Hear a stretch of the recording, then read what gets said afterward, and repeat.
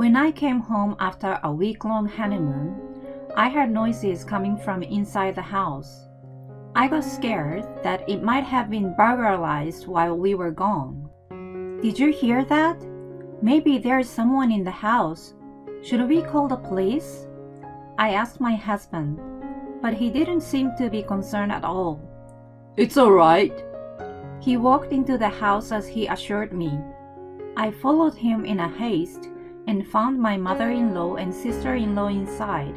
I was relieved to see that they were not thieves, but I wonder why they were there.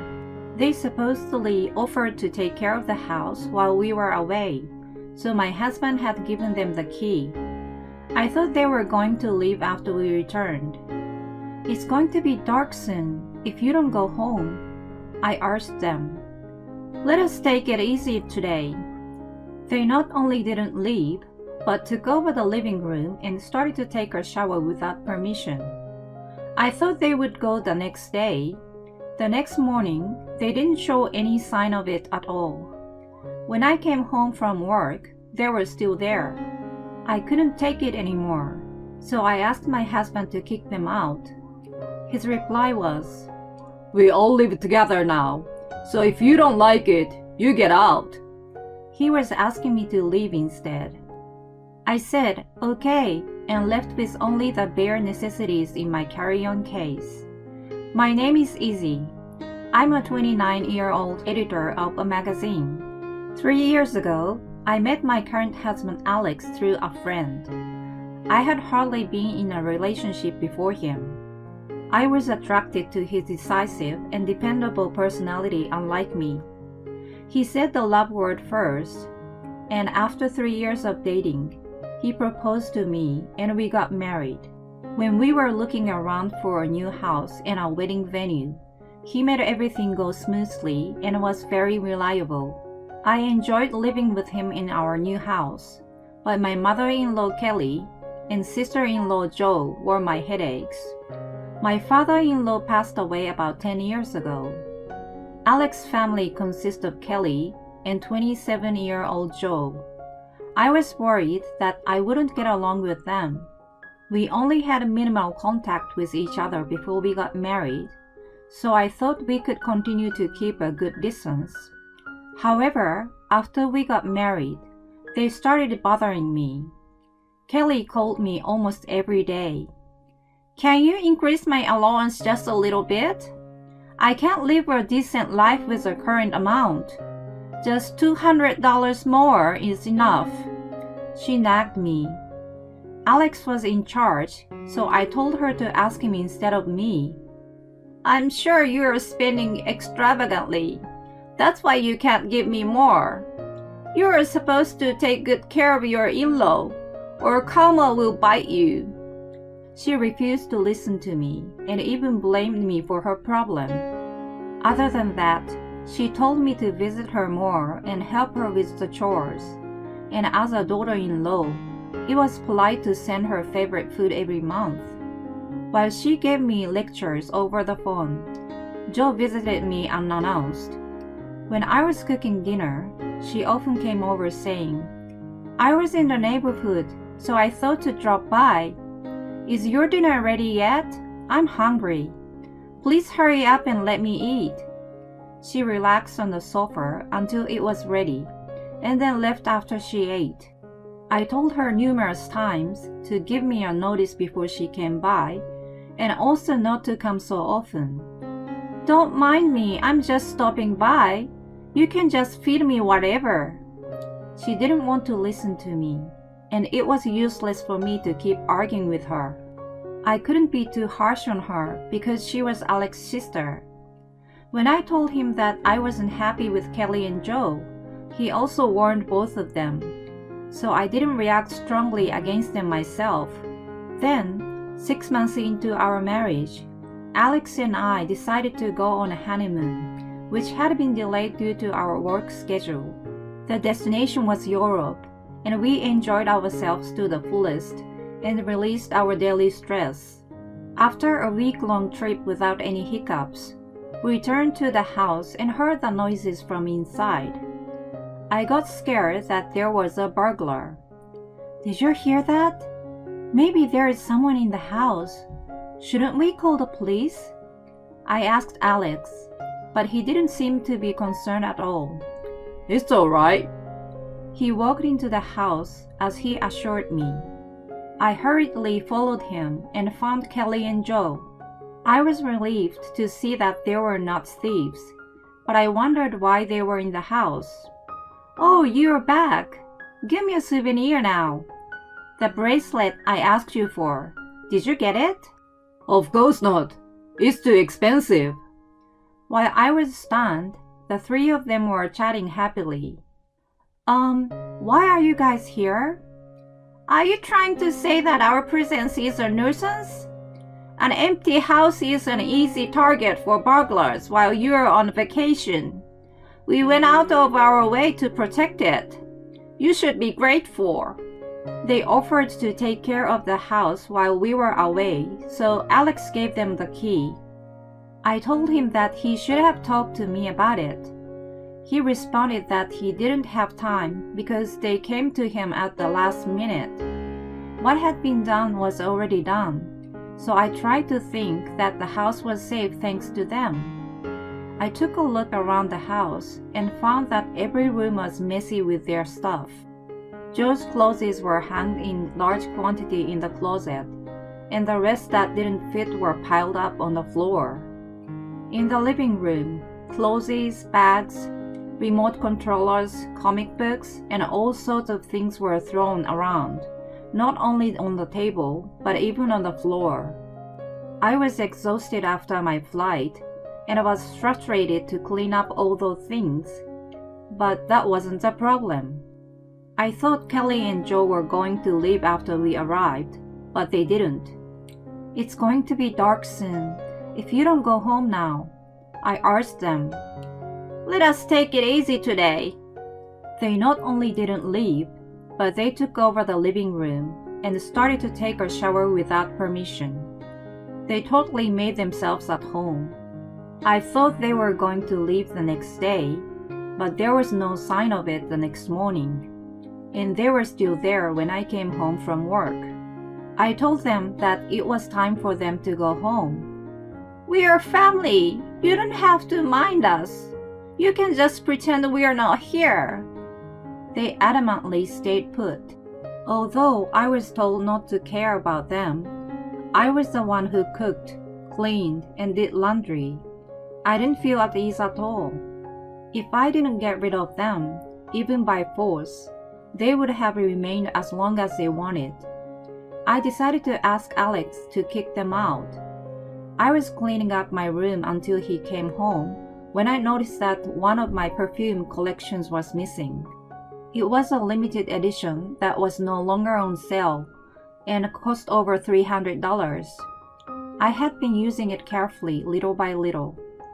I panicked and asked Kelly about it, but she didn't even know I had perfume.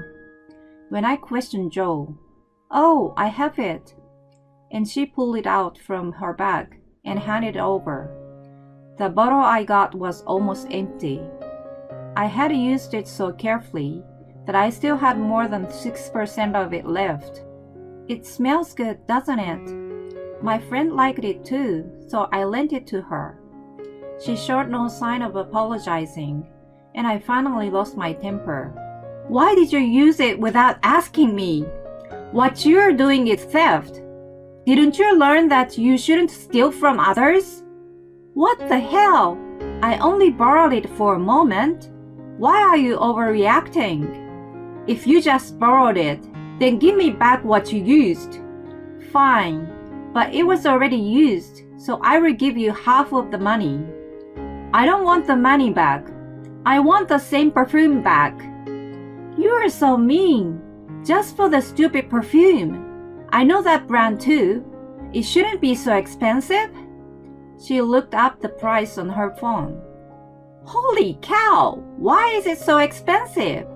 Are you dumb spending $300 for perfume? If it's so important, why don't you look it up? It was more expensive than she thought, so she became upset with me. It's valuable to me, so I used it only inside the house. I never imagined that I would end up having a relative that comes into my room and uses my things without my permission. While we were arguing, Alex came home. What are you guys making a fuss about? Listen, Alex, I only used a little perfume, but she called me a thief. I left her complaining in the living room and told Alex what happened in the bedroom. I told him that I was out of patience and wanted him to get rid of them. Don't get so worked up about a little thing. And I haven't told you that they are going to live with us in this house. My mouth was agape hearing his unimaginable reply. My mom's house was old and some parts were falling apart. She was contemplating whether she should repair them or move out. We have spare rooms here, and she could save some money, so we decided to live together. Why didn't you talk to me about it? Do you own this house? I'm paying the mortgage too, right? Don't blame me. My mom took it upon herself to sell her house. Anyway, we are living together, so if you don't like it, you get out. He decided without discussing it with me, and even told me to leave. I felt my feelings for him fading away. I understand. I started packing the bare necessities in my carry-on case.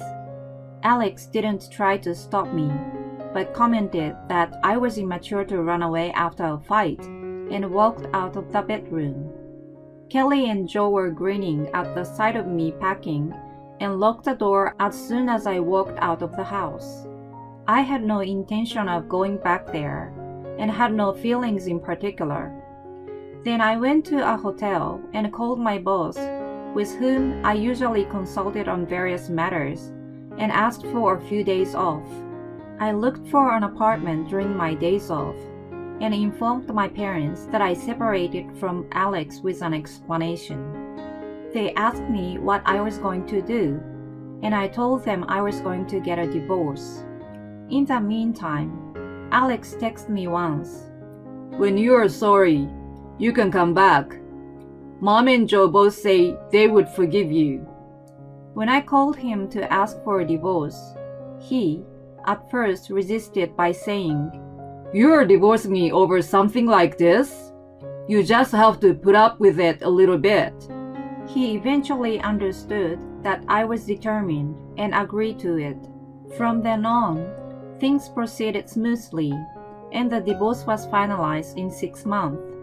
I wanted to get rid of him ASAP, so we quickly went over the division of property, and I gave the house to him. We had been married for less than a year, and we were divorced. My friends and co-workers were worried about what had happened. If it was all me, I had shrugged them off and hadn't been able to talk about it. This time, I was so over it that I told them the details. They all said, That's impossible. I'm sorry you had to go through that. I was glad to have told them, as they sympathized with me, which made me feel a bit better. After I started living alone, I worked harder than ever before. Instead of spending time on chores, I took up 3 times as many projects as usual, and even supported those who were overwhelmed. My boss was concerned about me, but when I became alone, the memories of the hard times popped up in my mind, and I started blaming myself. I was grateful to devote myself to work. While I was submerged in work, Alex called me about 5 months after my divorce. I had left most of my belongings behind when I left the house. I answered the phone, thinking it might be about that. At first, he asked me what I was doing and whether I was living alone. He didn't want to get to the point. I thought it was unusual, as he was the kind of person who got cranky if anyone waffled.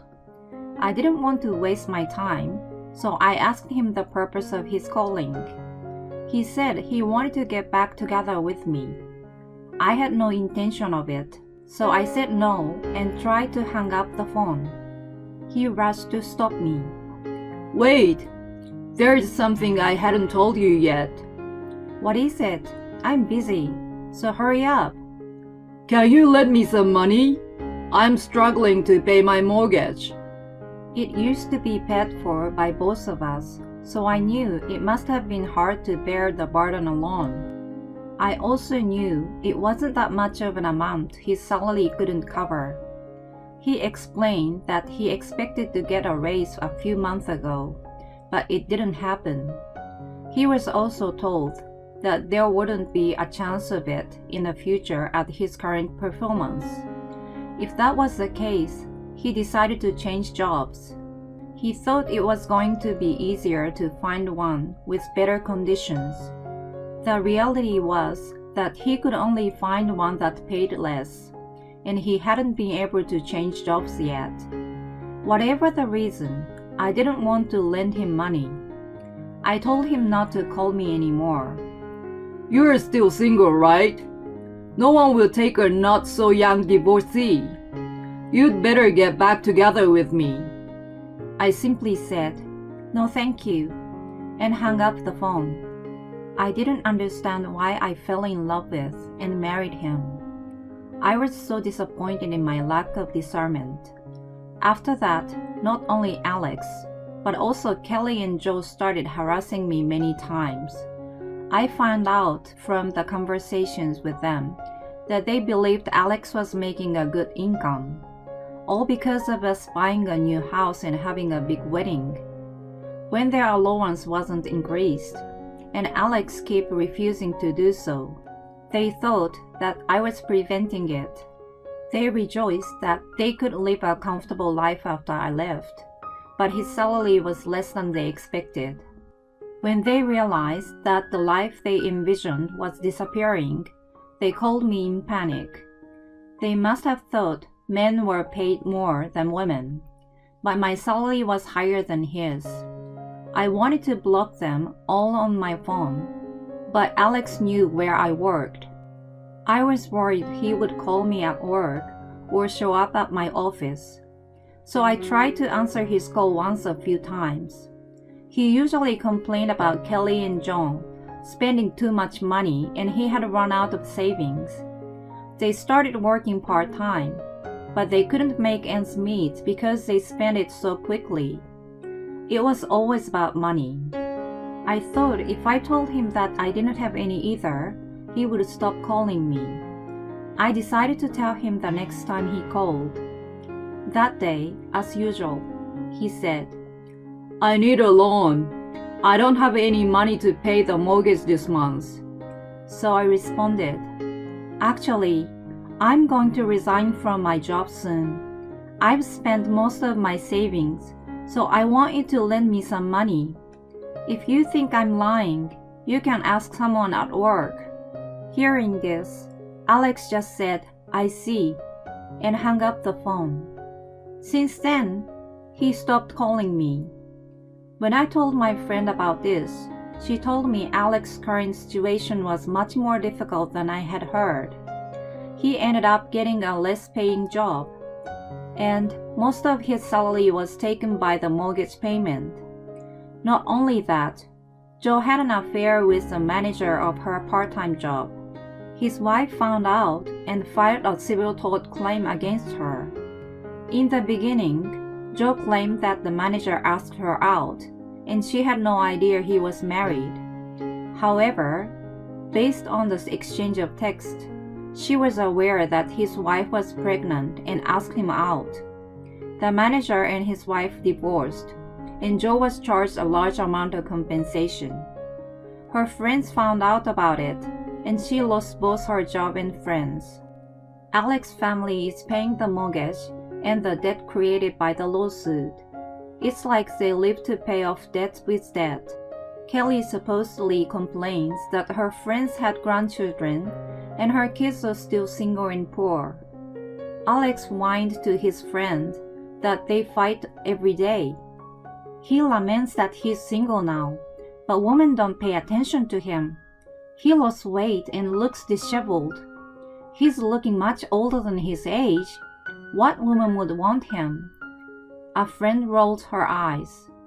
I told many people why I divorced him, And now this friend is the only one he has. He has no one else to talk to, so he tells her everything. She's the one who introduced us and feels a bit responsible for the outcome. Not only does she weirdly enjoy hearing his dramas, but she keeps in touch with him to keep him away from me. As for me, I have recently founded a web magazine with my university friend. I left my job and spent most of my savings to set up the company. It's a small startup, and I have to do a lot of things on my own, but I'm happy to take on new challenges. I used to be intimidated to start new things, but thanks to many obstacles that have been thrown my way, I'm able to manage them now. And I have a new relationship with a guy I met at work. He respects my feelings and leads me. Thanks to meeting him, I realized that Alex was not the decisive leader, but was just selfish. For a few months after my divorce, I felt like I could never get married or have a boyfriend again. Now I'm able to think positively and want to cherish my new happiness.